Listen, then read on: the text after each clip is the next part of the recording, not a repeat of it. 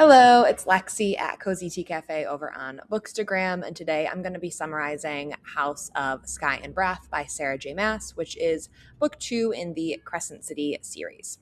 If you're not familiar with these videos, they will be full of spoilers from the beginning to the end. So if you have not read Crescent City 2 and you plan to and you don't want it spoiled, don't continue watching.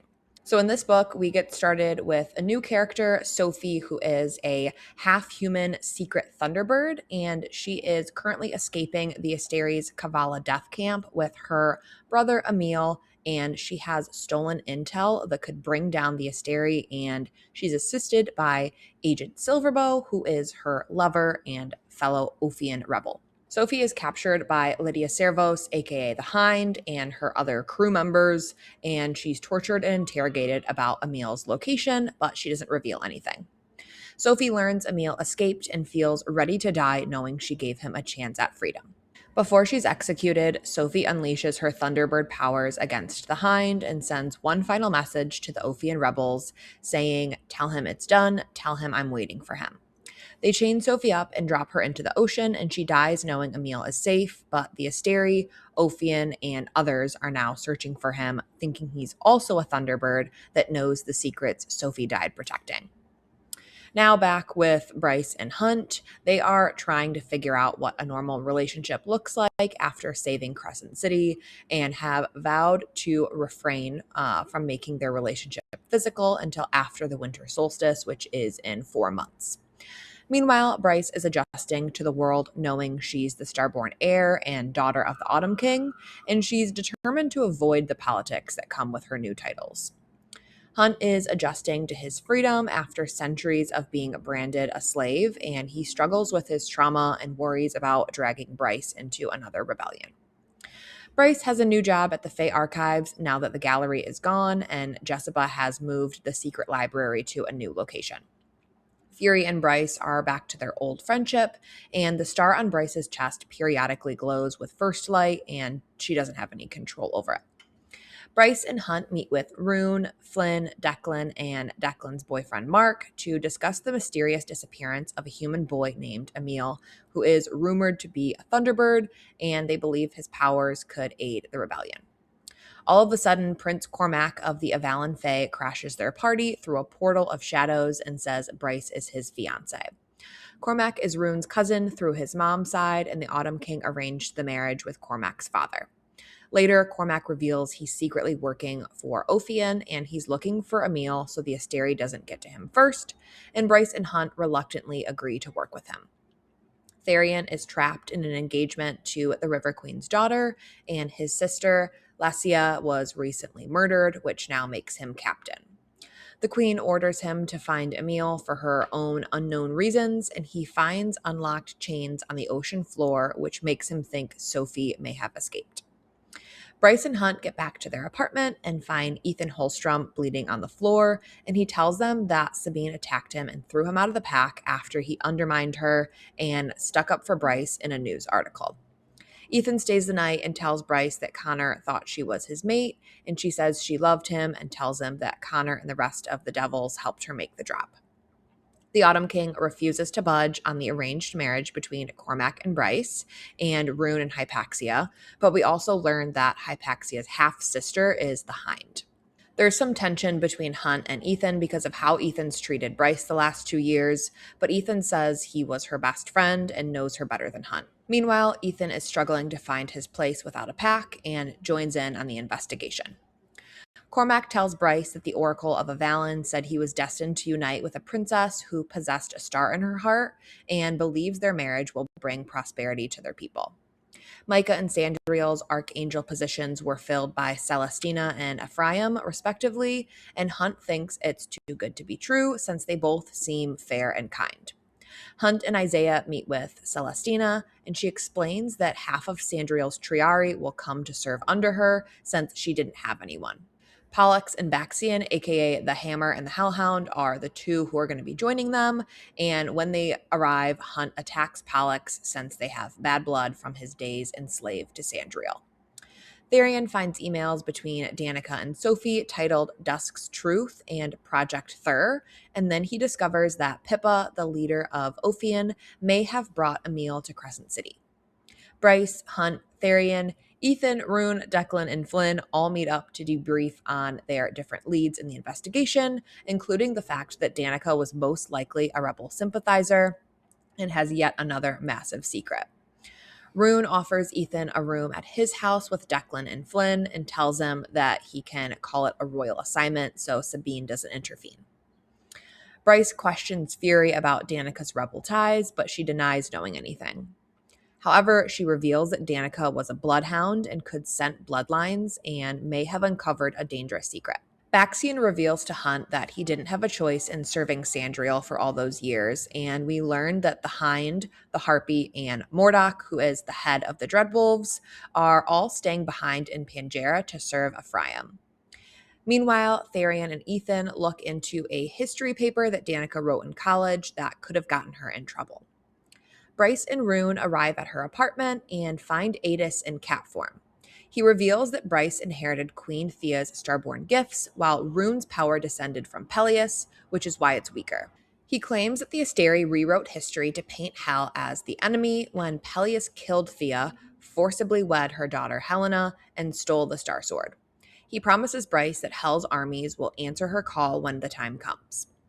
Cormac arrives and admits he's Agent Silverbow, Sophie's lover, and even though he's an Ophian rebel, he believes Pippa has become dangerous and extreme. He also reveals Sophie and Danica worked together before their murders, and that's the only reason he agreed to marry Bryce. Once everyone leaves, Therian finally tells Ethan that Bryce and Hunt killed Micah and Sandriel. Later, Ethan finds Danica's sword and crashes through a table while messing around and accidentally discovers Danica's hidden compartments with research on First Light weapons in a document titled Dusk's Truth. Rune agrees to help Cormac contact a rebel spy named Agent Daybright through a magical crystal using Rune's mind-speaking abilities. They meet over a mind bridge, and Day nicknames him Agent Knight. And they begin a flirty and charming partnership despite not knowing each other's true identities. Hunt dreams of the Prince of Hel Apollyon, nicknamed the Star Eater for devouring the Seventh Asteri during the war, and he urges Hunt to train his powers and prepare for the coming war. Baxian attacks Pollux for trying to assault a woman, and it's caught on video, and Celestina has to deal with the fallout after the Asteri caught wind. To shift media attention, the Asteri announced that Celestina will mate with Ephraim until she's pregnant with a new archangel. Celestina privately tells Hunt that she was secretly loyal to Shahar and tried to buy Hunt's freedom after the rebellion, and warns him that all of Sandriel's old Triari will be in Lunathian for the upcoming mating ceremony. Ethan and Therian investigate a Selkie murder that's connected to Emil's disappearance, and Therian sends a human male and female, possibly Pippa and Emil. While Rune and Bryce discuss the Star Sword and its prophecy, Rune is knocked out and dragged into a sewer drain by a Reaper. While unconscious, Rune hears Agent Daybright's voice in his mind, telling him he's in danger and needs to wake up, and he briefly recognizes her scent. Bryce follows and confronts the Reapers, who say they were sent by Apollyon to deliver a message that he's ready to strike. The Reapers attack her, and as she's fighting them with her starlight, Cormac teleports using shadows.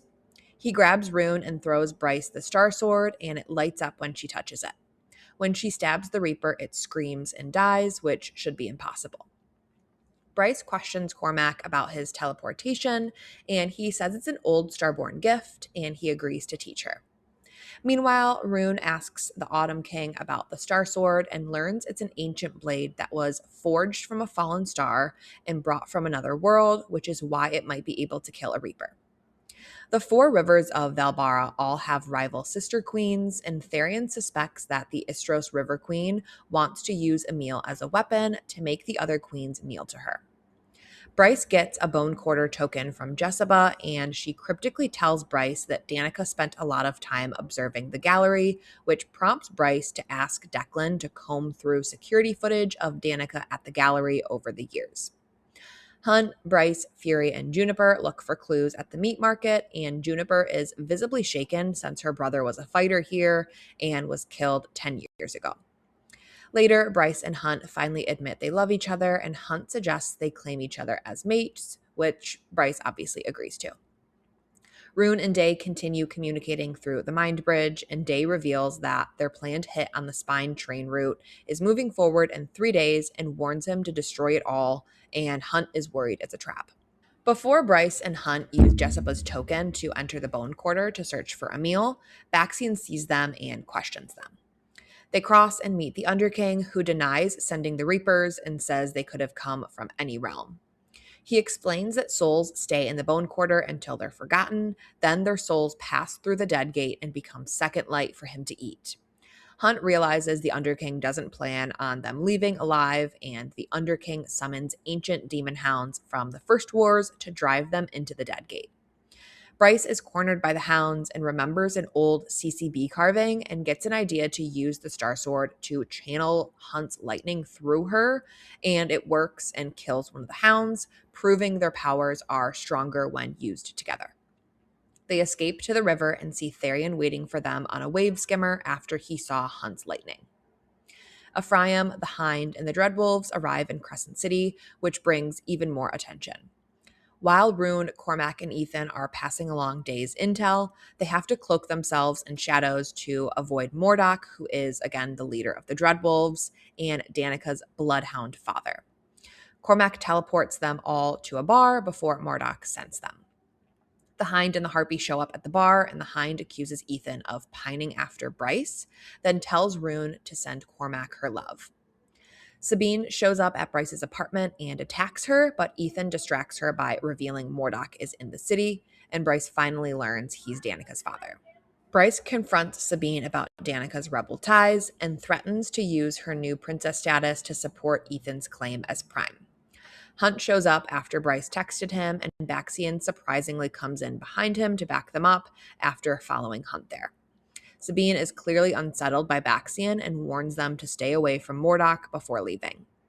They question Baxian, and he just says he wanted to have Hunt's back because they're partners.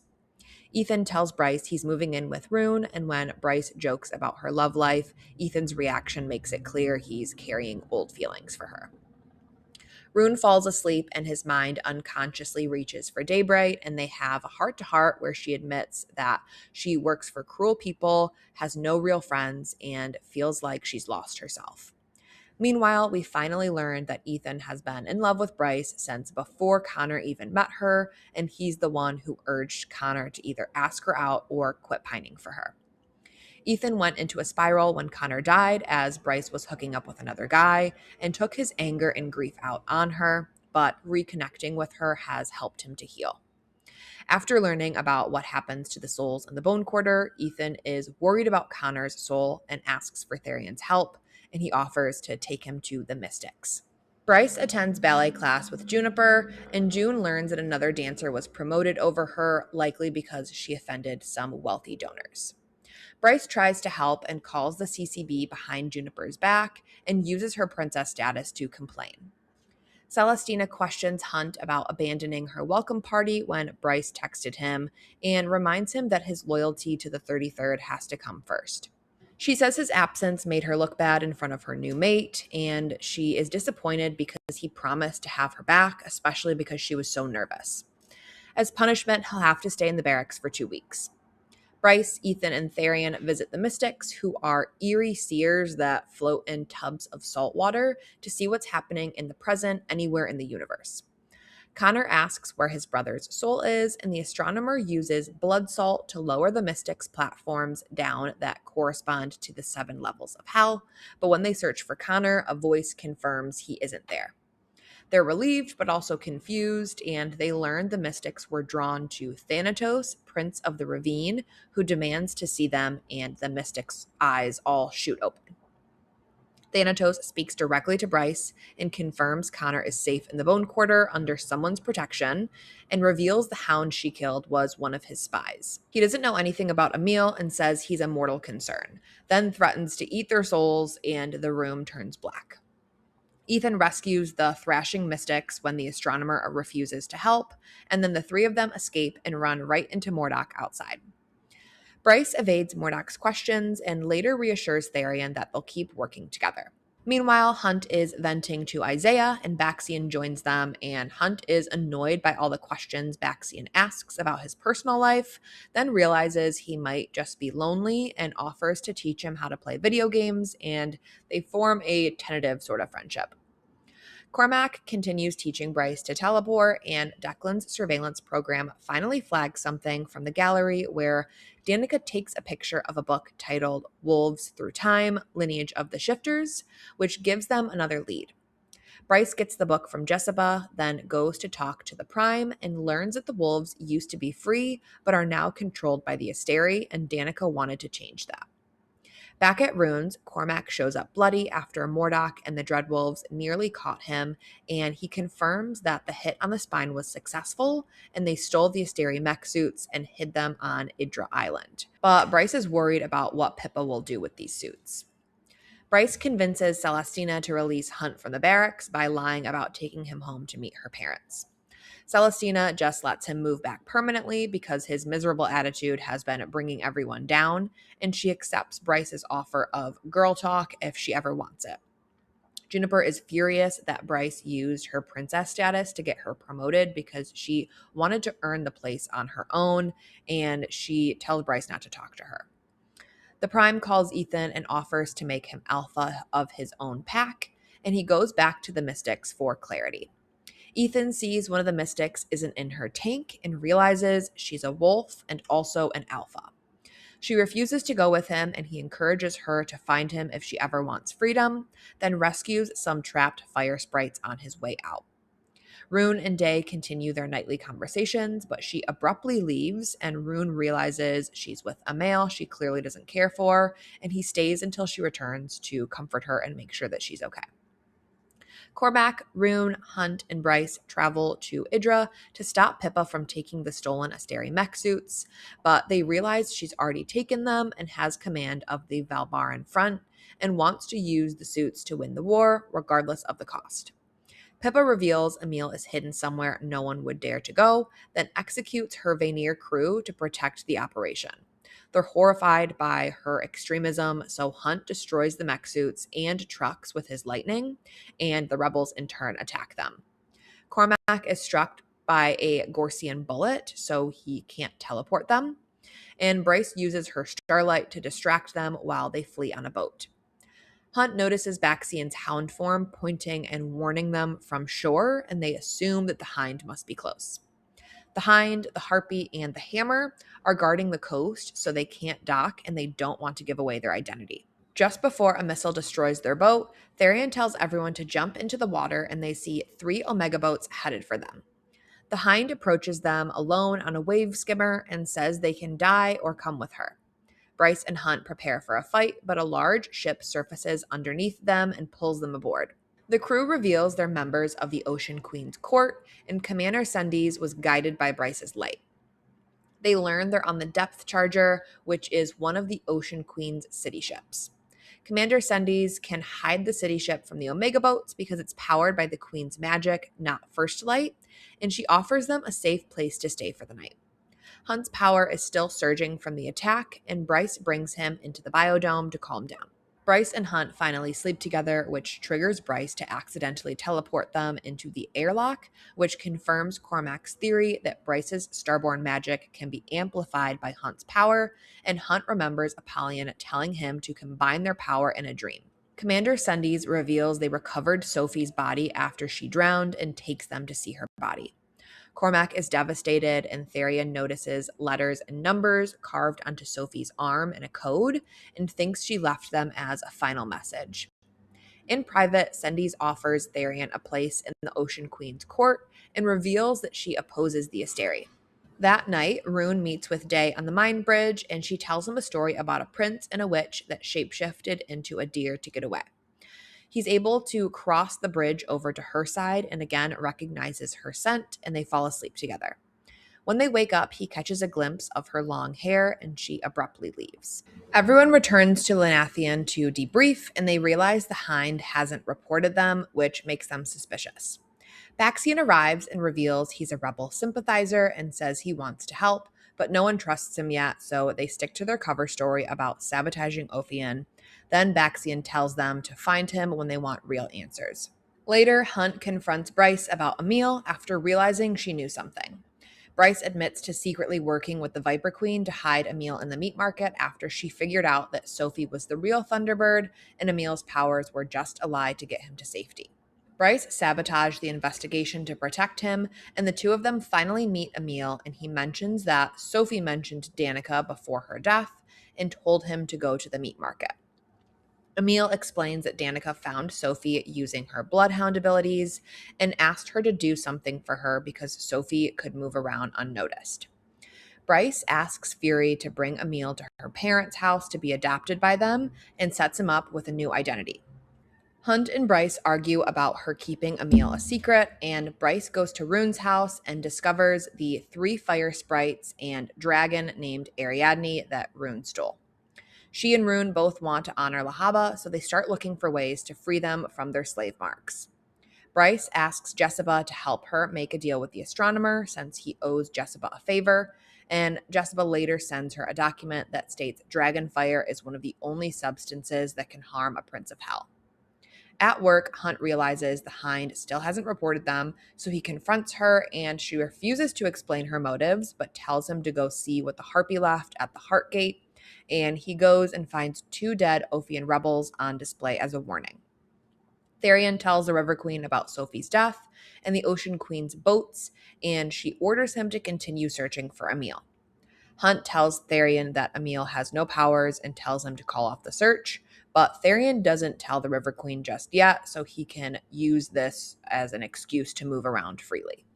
Hypaxia asks Rune and Ethan to escort her to the mating celebration because she doesn't trust her court after they revealed they want a closer relationship with the Asteri, and they would rather have Hypaxia's half-sister the Hind as queen instead of a half-necromancer.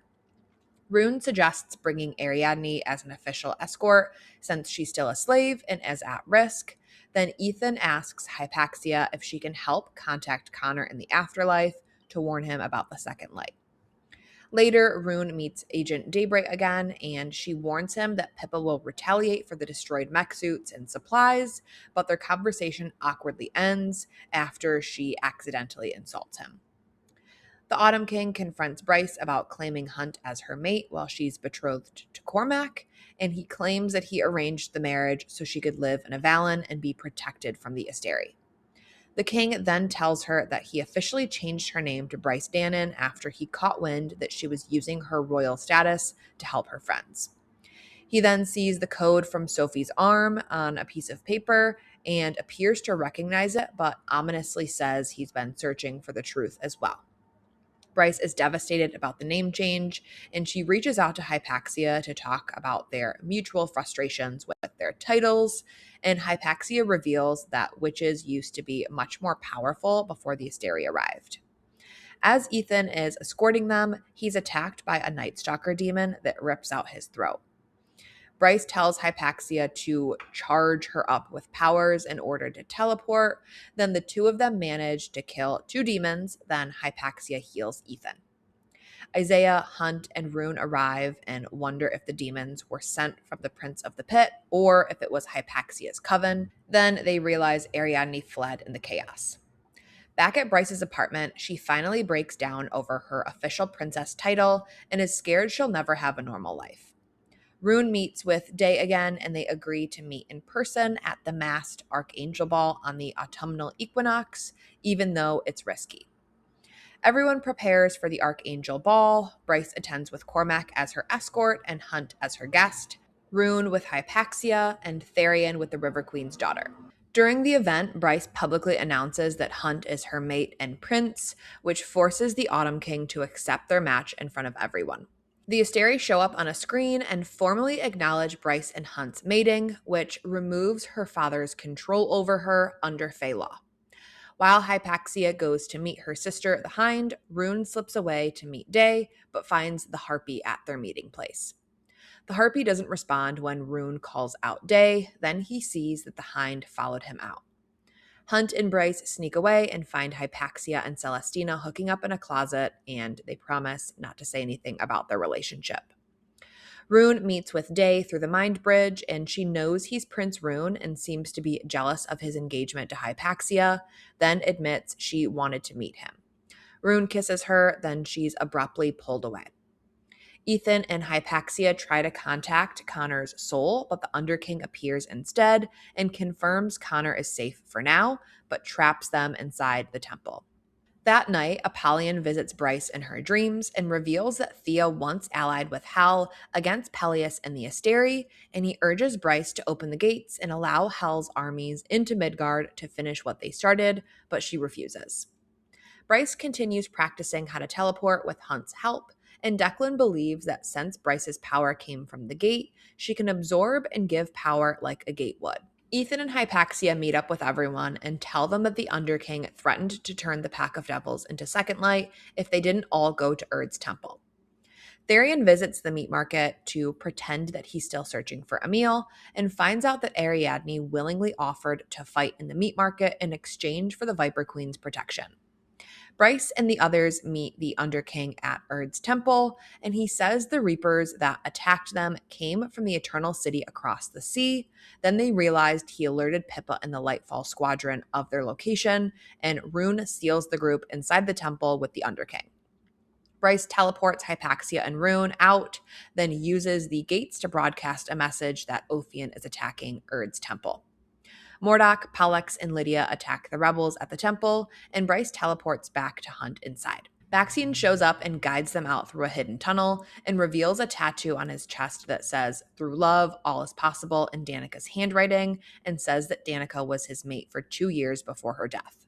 They met at a wolf gathering on Pangera, and Danica was researching ancient shifter bloodlines to find an alternate prime to Sabine because she didn't think she'd live long enough to become prime herself.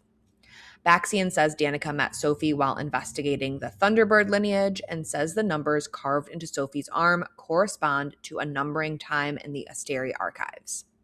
Sophie spent years trying to get into the archives and finally succeeded after Danica's death, and they think she carved the numbers into her arm as a last chance to get the information to others. And Bryce decides that they need to break into the Asteri archives to see what this information is. Bryce asks Fury to draw a map of the Eternal City so they can break into the archives, and Fury agrees but says she's getting Juniper out of the city for a while. Therion asks the River Queen's daughter to end their engagement, and she immediately tells her mother, so Therion runs to the Viper Queen for help because he's afraid that the River Queen will kill him. The Viper Queen says he can defect from the River Court and swear allegiance to her instead, and Therion agrees with his blood. Meanwhile, Ethan tells the Prime about the Wolf Mystic, and the Prime says she's likely a lost Fendir heir, descended from Sabine's older brother, making her a contender for Alpha. Rune and Day meet through the Mind Bridge, and she says it's too risky to continue seeing each other because the male she's with would torture and kill him if he found out. But they end up sleeping together over the Mind Bridge, and Rune tells her their plans to break into the archives, and she abruptly says that they know and mentions dungeons before being pulled away. Rune is convinced Day is being held in the Crystal Palace dungeons, so he joins the archives mission so he can save her.